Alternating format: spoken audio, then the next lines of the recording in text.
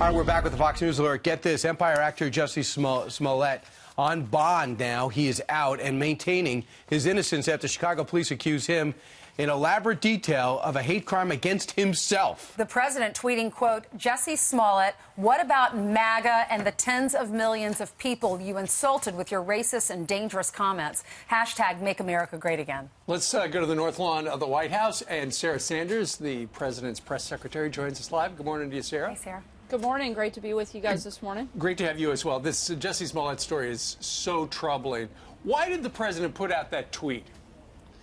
Look, I think there were so many people, including a lot of leadership from the Democrat Party, everybody from Nancy Pelosi, Cory Booker, and a number of others, mostly those that are running for president, that quickly came out and attacked the president, blamed the president. And in fact, as we learn more, it certainly seems like the only person to blame in this case is Smollett. And it's another sad example of people so quick to want to attack and come after this president, much like you saw with the Covington kids and certainly with this case as well. And the president's pushing back. What about this? He's going to Vietnam next week to meet with Kim Jong-un, and they're calling it Summit 2.0. What can you expect? Look, I think you can expect continued conversations between the two leaders. We've seen progress since the beginning of this administration. When the president first took over, we were at great odds with North Korea. We're finally making progress. We're not seeing missiles being tested and flying over other countries. The remains are coming home. The hostages were released. And look, we've got a long way to go, and we'll see what happens. But we're continuing to make progress, and this is another great step for the president and Chairman Kim to be able to sit down and continue those conversations. Well, and interesting, do you think the expectations have risen to the point where the president's got to walk away with something, or the criticism will be greater than the praise? And if so, has the ground been plowed for him to do it? And I know the North Koreans want us to give in any area. Are we prepared to give it all? Look, we've kept the sanctions on throughout the process. We're going to continue to keep them on until the president makes a decision that that's not necessary anymore. Again, we're making progress. The president's in no hurry, particularly as long as things continue to move forward in a positive manner and as long as the conversations continue to go well.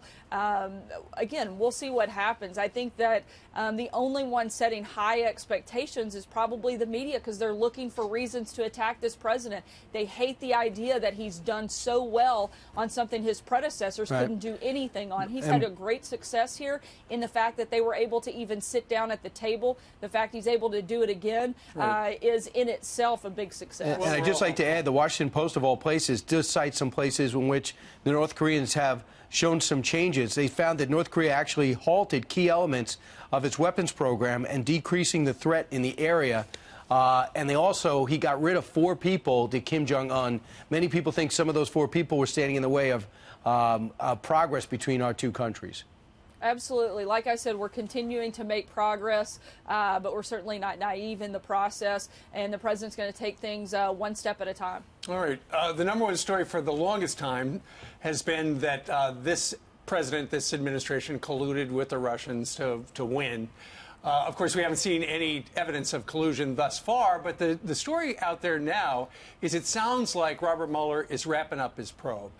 You know, there have been stories that the staff on the special counsel's office has been reduced. Rod Rosenstein, who had said that he was going to stick through until it's released, is about to go. What is the White House's, what are you hearing from people at the Department of Justice? Look, we're seeing the same reports that you are, that it's possible that this is coming to a conclusion, that in his report will be finished.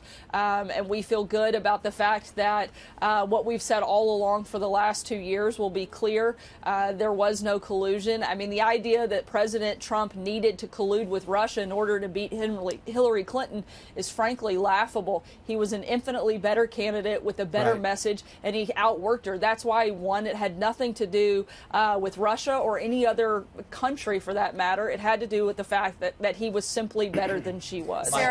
Sarah, the White House says that the U.S. is keeping 200 American troops in Syria after the pullout as a small peacekeeping force. Why? Will you elaborate on that? Why do they do this? Or why are you guys doing this? Again, this is a rough estimate, about 200, not a specific number. We're in constant contact with our allies. We're going to continue to be in communication with them. At the end of the day, the president wants to bring our troops home, and he's working towards that. He wants to do that in a safe and peaceful way, in the best way possible, to make sure that we have complete safety for our troops that are abroad. Is the president concerned that Michael Cohen is going to be testifying publicly on Wednesday about his business, how he interacted with the president in business, even before he ran for president? I don't think the president has any concerns whatsoever about Michael Cohen. I think Michael Cohen may need to be concerned for himself, but that's certainly something that's not influencing or bothering us in this building. If he starts talking about with the big things that a lawyer-client deal with over the past 12 years, we know the president's had a lot of litigation in the past. Michael Cohen's been all over that. That doesn't concern the president at all? Look, that's a problem that he's going to have to deal with if he breaks and violates some type of client-lawyer privilege. I'm not an attorney, so I'm not going to try to get into what that looks like. What I can tell you is the president's very confident in what he has and hasn't done, and he's not concerned about Michael Cohen. All right. Sarah Sanders, always a pleasure. Thank you very much for joining us. Have a nice weekend. Nice slow week. Thank you so much. Have a great night.